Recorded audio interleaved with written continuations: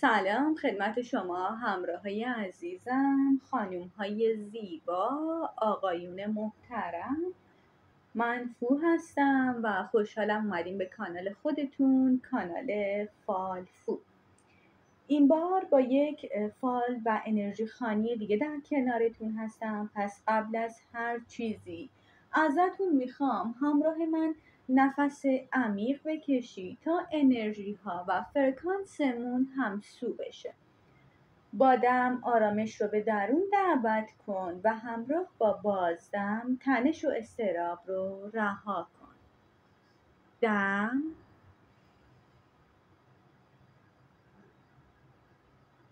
بازدم.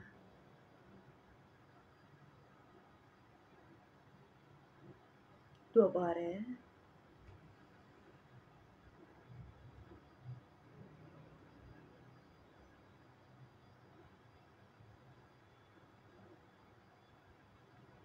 خب من چند لحظه سکوت میکنم. همراه با سومین نفس عمیق نیت کنید تا انرژی خانی امروز رو شروع کنید.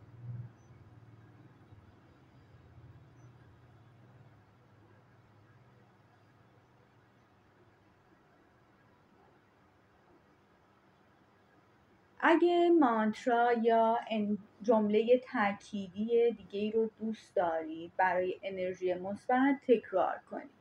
من میگم من در این لحظه حاضر هستم و با ذهنی باز به حقایق آیندم نگاه میکنم که خود را برای من آشکار میکند.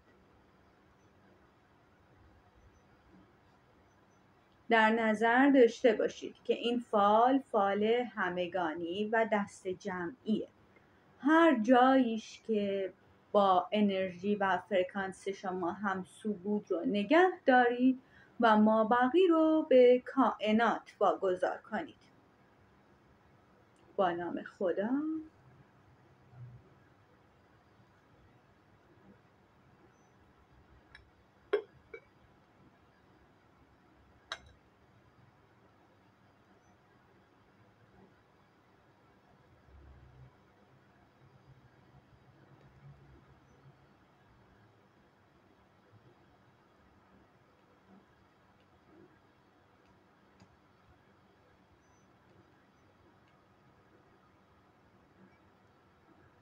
خب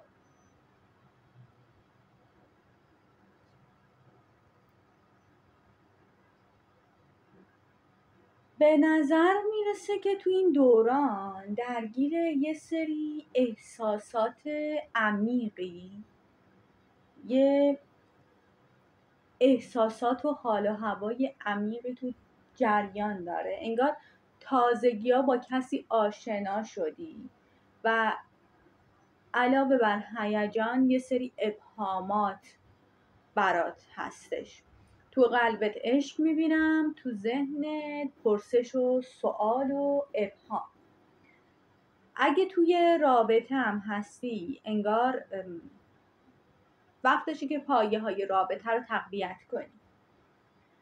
یه چیز مخفی هم دارم میبینم. این چیز مخفی میتونه این باشه کسی ازت چیزی مخفی کرده باشه، ولی جوری که من دارم میبینم انگار خودت چیزی رو مخفی کردی از پارتنر، شریک احساسی یا کسی که به تازگی باهاش آشنا شدی. چیزی رو مخفی کردی و چیز مهمی نیست، اونقدر اهمیت نداره که گفتن و نگفتنش تاثیر داشته باشه. اما خب بگی بهتره. رابطه به صداقت نیاز داره. من یه عدم صداقت از طرف خودت بیشتر، از طرف کیس احساسی نه، از طرف خودت بیشتر دارم میبینم. سعی کن اگه میتونی بیانش کنی. اگه در حال حاضر تنهایی، ناامید نشو. توی یه آینده نزدیک فردی وارد زندگیت میشه و این آینده نزدیک از 1 هفته شروع میشه. به خودت اعتماد کن. اجازه بده که عشق به سراغت بیاد. دنبالش نگرد، بذار خودش بیاد، خودش میاد، نگران نباش. تو زمینه شغلی هم یه سری بگو مگو میبینم. احتمال داره از این شغلت خارج چی، تغییر شغل باشه، استعفا باشه. یه کاغذ میبینم که داری امضا میکنی. اما اگه قصد تغییر شغل داری، عجله نکن، عجول نباش، به نیتت میرسی، چیزی که میخوای میشه، ولی کمی آهسته تر پیش برو. یه مراسمی هم افتاده، مراسم شادیه، مثل خواستگاری، مثل نامزدی، ولی زود نیست، دیره، ولی تو شرکت میکنی. ممکنه برای خودت باشه، برای اطرافیان نزدیکت باشه که توش حضور داری. کمی از لحاظ روحی به هم ریختی و انگار اگه یه دردی رو در ناحیه میانی بدنه، مثل سینه، معده، کبد حس میکنی که دچار یه بیماری هستی، جدیش بگیر. کمی توجه کن به خودت، حواست رو به خودت بده و گفتم که اگه دردی رو حس میکنی جدی بگیر. یه غمی هست، ولی بعد از غم من بلا فاصله شادی میبینم. شادی هم که میبینم شادیه که با اشک همراهه، یا اشک شادیه یا شادیه که سخت به دست میاد و به سختی به دستش میاری، مثل معجزه است. درسته الان ناامید و خسته ای، ولی من معجزه میبینم برات. بریم ببینیم نلبکی چی میگه.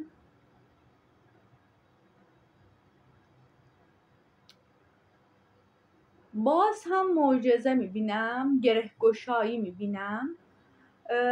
گره های زندگیت خیلی یهویی باز میشه و جوری که خودت انگشت به دهن میمونی که چی جوری این اتفاقات داره میفته.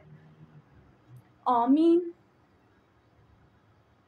یه سری تفریحات رو وارد زندگیت کردی که این تفریحات سالمی نیستن. یه سری تفریحات نادرست رو وارد زندگیت کردی که اگه ادامه بدی برات چالش درست میشه عزیزم. چیزی نیستش که خوب باشه. اگه همچین اقدامی کردی ازش فاصله بگیر. یه مشکل هم میبینم که به زودی حل میشه و نیازی برای ابراز نگرانی وجود نداره. خبر خوش هستش، خوششانسیه و این خبر خوش و خوششانسی مربوط به اوضاع مالیته، در حوزه مالی اتفاق میفته. یه تغییره. یکی از اطرافیانت هم یه کاری کرده که دیدت نسبت بهش عوض شده، انگار حساس شدی، اعتمادت رو از دست دادی. اما مواظب باش، این ناراحتی و حساسیت زیادت، چون میبینم زیادی بی‌اعتماد شدی، ممکنه برای خودت مشکل ایجاد کنه، بیماری ایجاد کنه. حواست باشه که از این ناراحتی ها و حساسیت ها کمی پرهیز کنی. خب اینم از انرژی خانی این بارمون. امیدوارم که اتفاقات خوبش با انرژی شما همسو باشه و مابقی واگذار بشه به کائنات. روزگار بر وفق مرادتون. خدا نگهدار.